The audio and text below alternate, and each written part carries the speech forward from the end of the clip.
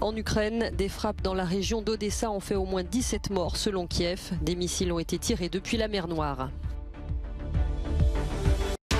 Le président chinois à Hong Kong pour célébrer les 25 ans de la rétrocession du territoire à la Chine. Xi Jinping salue le retour d'une vraie démocratie. La grève dans les aéroports de Paris, 17% des vols annulés hier, 10% devraient l'être aujourd'hui. Le mouvement social va se prolonger ce week-end. Au moins 17 personnes ont été tuées dans des frappes russes la nuit dernière sur des immeubles de la région d'Odessa dans le sud de l'Ukraine. Selon Kiev, au moins 2 missiles ont été tirés par un avion stratégique depuis la mer Noire. Une frappe a fait 14 morts et une trentaine de blessés dans la région de Bilgorod-Dniester, à environ 80 km au sud d'Odessa. Un autre missile a touché 2 autres immeubles, faisant 3 morts, dont un enfant, ont précisé les secouristes. Les opérations de secours, compliquées par un incendie, étaient toujours en cours ce vendredi matin. Alors que l'OTAN promet un soutien indéfectible à l'Ukraine, sur le terrain, l'armée ukrainienne fait face à d'importantes difficultés, notamment dans l'est du pays à Lysychansk, où la situation est extrêmement difficile. Selon le gouverneur ukrainien, les forces russes qui sont à la périphérie de la ville continuent de faire pression. Lysychansk est constamment bombardé par l'armée russe et selon les autorités locales, il est impossible d'évacuer les civils dont les besoins ne cessent d'augmenter. Près de 16 millions de personnes en Ukraine ont aujourd'hui besoin d'une aide humanitaire. Ils ont notamment besoin d'eau, de nourriture, de soins et de logements. Ce sont des chiffres provisoires que l'ONU est en train de réviser.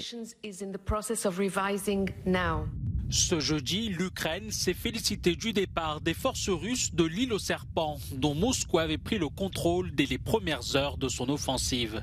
Alors que Kiev y voit une victoire hautement symbolique, la Russie a affirmé avoir retiré ses troupes en signe de bonne volonté et pour faciliter les exportations de céréales ukrainiennes par la mer Noire. Le président russe a de nouveau affirmé ce jeudi que Moscou ne faisait pas entrave à l'exportation du blé ukrainien. Selon lui, ce sont les sanctions occidentales qui menacent la sécurité alimentaire. Le président chinois en visite à Hong Kong. Xi Jinping a assisté à la prestation de serment du nouvel exécutif local. Le territoire semi-autonome est désormais dirigé par cet homme, John Lee. Un événement qui coïncide avec le 25e anniversaire de la rétrocession de Hong Kong à Pékin. La présence du numéro 1 chinois à cette cérémonie illustre d'ailleurs bien la mainmise de Pékin sur Hong Kong. Dans son discours, le président chinois a estimé qu'après la réunification avec la mère patrie, les habitants de Hong Kong étaient devenus les maîtres de leur propre ville. La vraie démocratie à Hong Kong a commencé à ce moment-là, a ajouté Xi Jinping. Pendant plusieurs années, les habitants de Hong Kong ont pu profiter de libertés, politiques notamment. Mais depuis 2019, les autorités ont serré la vis, réprimant toute contestation. Les manifestations pro-démocratie sont interdites. Le Royaume-Uni, ancienne puissance coloniale, s'en inquiète. Nous n'abandonnons pas Hong Kong. Il y a 25 ans, nous avons fait une promesse au territoire et à son peuple et nous avons l'intention de la tenir. Nous veillons à ce que la Chine respecte ses engagements afin que Hong Kong soit à nouveau géré par le peuple de Hong Kong, pour le peuple de Hong Kong. Les cérémonies organisées ce vendredi se sont déroulées en comité réduit, pas de participation du public, officiellement pour des raisons sanitaires. Cette visite du président chinois constitue son premier déplacement hors de Chine continentale depuis le début de la pandémie de Covid. Alors que les vacances scolaires approchent, un mouvement social dans les aéroports de Paris perturbe le trafic aérien. Hier, 17% des vols ont été annulés au départ et à l'arrivée de Paris-Charles de Gaulle et Orly. La grève se poursuit, environ 10% des vols devraient être annulés dans la journée.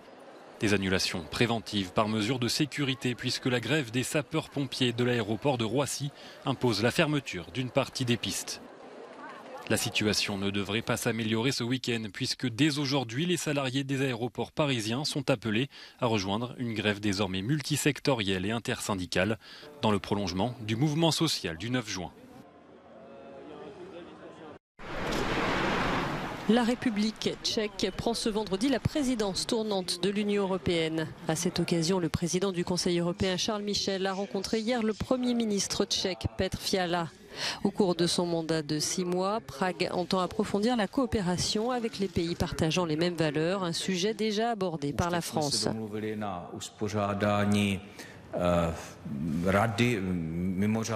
Nous avons convenu d'organiser un Conseil européen extraordinaire au cours de notre présidence qui se tiendra à Prague en octobre.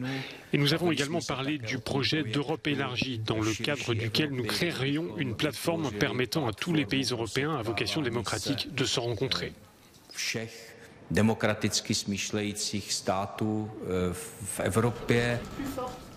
Jeudi, Emmanuel Macron a symboliquement transmis la présidence aux dirigeants tchèques en marge du sommet de l'OTAN. Le président français a précisé que les derniers efforts de la présidence française avaient été consacrés à finaliser l'accord entre la Bulgarie et la Macédoine du Nord pour permettre l'ouverture de négociations d'adhésion de ce dernier pays. Pour la République tchèque, la priorité restera cependant l'aide à l'Ukraine, de la crise des réfugiés à la reconstruction du pays, en passant par la sécurité énergétique européenne.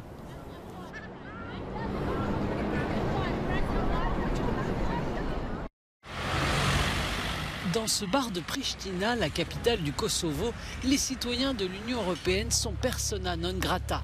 Le Mamas Bar leur interdit désormais de bénéficier de la libre circulation dans ce restaurant situé à 2 pas du siège de l'Ex au Kosovo. Des employés de l'Ex, cette mission de l'UE qui soutient le pays dans les institutions de l'état de droit, vont régulièrement s'y restaurer.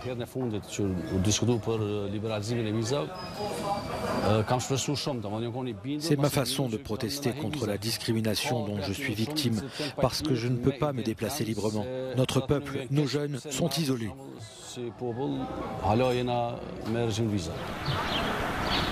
Lors du sommet la semaine dernière, les 27 n'ont pas abordé la question de la libéralisation des visas pour le Kosovo. Nous continuons à être le seul pays d'Europe à ne pas avoir le droit de circuler librement. Quelles que soient les raisons, rien ne peut justifier cette forme d'asservissement des citoyens du Kosovo, dit cette jeune femme. Je suis extrêmement déçu. Nous sommes dans un pays jeune, nous sommes ambitieux, nous voulons pouvoir voyager sans restriction de visa. Je n'arrive pas à comprendre la raison pour laquelle ils nous refusent. Nous sommes des êtres humains, comme tout le monde. Les Kosovars restent les seuls habitants des Balkans à avoir besoin d'un visa pour l'espace Schengen, un long et coûteux parcours du combattant souvent vécu comme une vexation.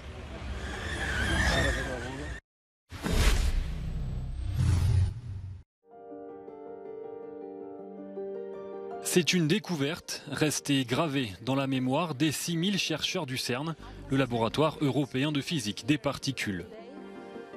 Le 4 juillet 2012, le plus grand centre de recherche du monde confirmait l'existence du boson de Higgs.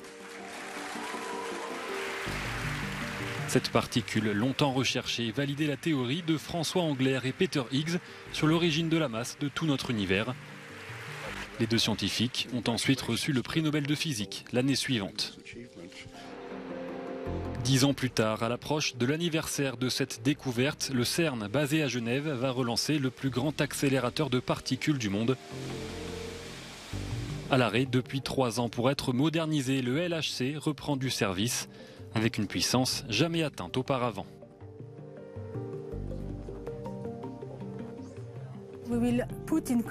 Nous allons faire entrer en collision pour la première fois dans le LHC des protons à une énergie record de 6,8 TeV, téraélectronvolts par faisceau. À cette énergie, la collision sera à 13,6 TeV.